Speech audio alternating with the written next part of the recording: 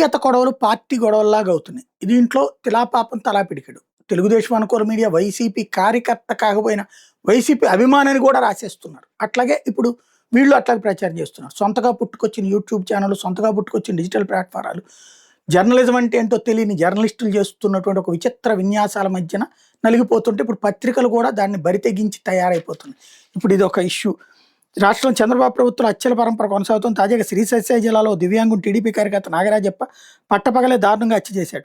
పోలీసులు తెలిపిన వివరాల మేరకు రోళ్ల మండలం ఎమరాయపురం గ్రామానికి చెందిన వీరశైవ లింగాయత భద్రమ్మ తిప్పేస్వామి దంపతులకు 2 కొడుకులు, ఒక కుమార్తె సంతానం. దివ్యాంగుడైన పెద్ద కుమారుడు ప్రసన్న కుమార్ గ్రామంలో తల్లిదండ్రులకు చేదోడు అదిగా ఉంటున్నాడు. ఇతను గ్రామస్తులతో కలివిడిగా ఉండేవాడు. రెండో కుమారుడు ప్రభాకర్ ఉపాధి నిమిత్తం బెంగళూరుకు వలస వెళ్ళాడు. కుమార్తెకు వివాహమైంది. ప్రసన్న కుమార్ మీద టీడీపీ కార్యకర్త నాగరాజప్ప ఒక విషయమే కక్ష పెంచుకున్నాడు. శనివారం సాయంత్రం గ్రామంలోని అశ్వర్ధ కట్ట వద్ద నుంచి ఇంటికి వెళ్తున్న ప్రసన్న కుమార్ని టీడీపీ కార్యకర్త నాగరాజప్ప దారి మధ్యలో అటకాయించి కట్టెతో తలపై విచక్షణారహితంగా కొట్టాడు. అధిక రక్తస్రావం కావడంతో ప్రసన్న కుమార్ అక్కడికక్కడే కుప్పకూలి మృతి చెందాడు. హత్య విషయం తెలిసిన వెంటనే చుట్టుపక్కల గ్రామాల ప్రజలు పెద్ద సంఖ్యలో ఎమరాయపురానికి చేరుకున్నారు.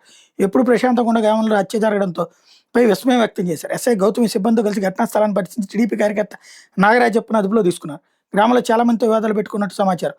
ప్రసన్న కుమార్కు భార్య దీపికతో పాటు కుమార్తెలు సించన, వర్షిణి, కుమారుడు తరుణ్ ఉన్నారు. ఇందులో పార్టీ ఏమైనా ఉందా, రాజకీయం ఏమైనా ఉందా? Crime no doubt. అందులో ఆ చంపినోడు రాక్షసుడు, చనిపోయినటువంటి వాడు బాధితుడు. అది వార్తగా రాయాలి. దాంట్లో ఏమన్నా నువ్వు వైసీపీలో ఎందుకు ఉన్నావురా అని కొట్టాడా? లేదు కదా. పోనీ ఇతను ఏమన్నా వైసీపీ కార్యకర్త కాదు కదా. పోనీ అతను టీడీపీ కార్యకర్తగా తెలుగుదేశం రాజకీయం కోసం చేశాడు, చేయలేదు కదా. వ్యక్తిగతాలని వ్యక్తిగతంగా వార్తలు ప్రొజెక్ట్ చేస్తే బాగుంటుంది. అది పోతోంది ప్రస్తుతం.